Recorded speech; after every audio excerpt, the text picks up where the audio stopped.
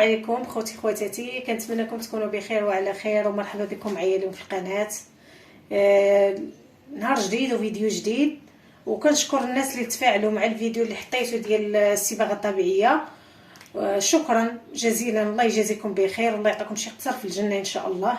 المزيد من الدعم والمزيد من البارطاج، ونزولا على الطلب ديال السيده اللي قالت لي فينا هي الوصفه ديال القشره. ها هي البنات جبتها لكم، هذه راها معجزه سبحان الله. والله العظيم البنات الا معجزه، وغادي تجربوها وغتشكروني عليها، وخليوا لي في التعاليق، يعني اللي جربها يخليها لي في التعاليق. البنات انا عندي قصه مع هاد القشره ومع هاد الوصفه هذه، راها رائعه ودرهم وحده يعني، وتقدروا تخسروا عليها والو. علاش؟ الا كان عندكم الزعتر وعندكم اليازير راه ماشي عندكم يعني في الجرده، انا جبتو غير من الجرده، او باقي يلاه ناتفاه باقي طري، يلا نتفتو غير دابا عندنا في الجرده.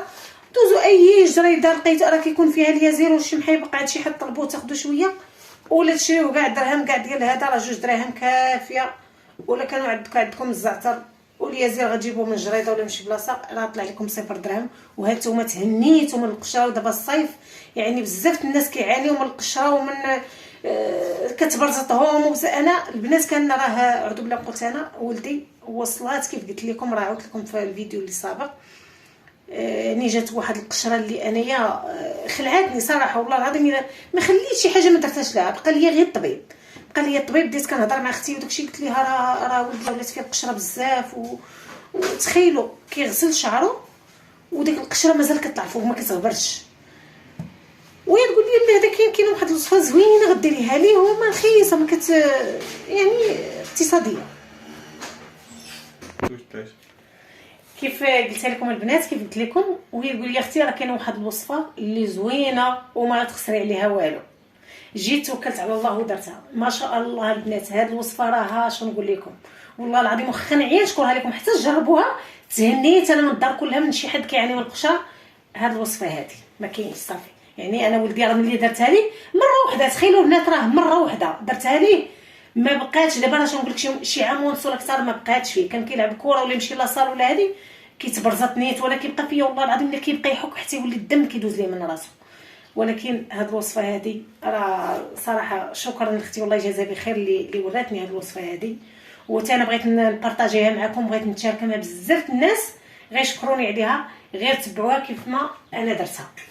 هنايا البنات عندي اليازير كيبقى على حساب داكشي اللي بغيتو، كميشه ديال اليازير بحال هكا غسلوه، وكسرونه والزعتر، يعني غير قياس حتى هذيك الدرهم ما غاديروهاش كلها غير معلقه ديال الزعتر، وغادي تخويو عليه الماء. هذه راه وصفه ساهله ماهله، واحد 2 كيسان تقريبا بحال هكا ديال الماء ديال العنبه، وغادي نديروها في الخلبوطه توصل لمرحله الغليان، يعني تغلي مزيان.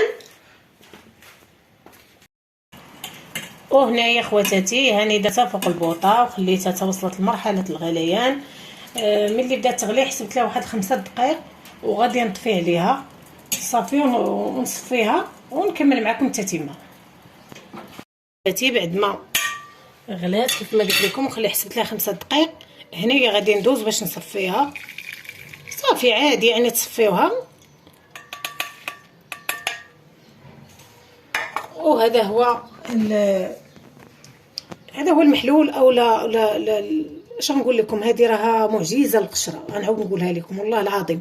هنايا البنات بعد ما تجيبوا اليازير وتجيبوا الزعتر، تنقيو الزعتر وداكشي هذا ما يحتاجش كاع. المهم اليازير تغسلوه، ديروه في كاسرونه يغلي، وتكونوا غادي تدخلوا للحمام او لا غادي الحمام اللي على برا. المهم هذه ملي كتدخلوا للحمام كتغسلوا شعركم وتساليو وتخليوها هي الاخرى.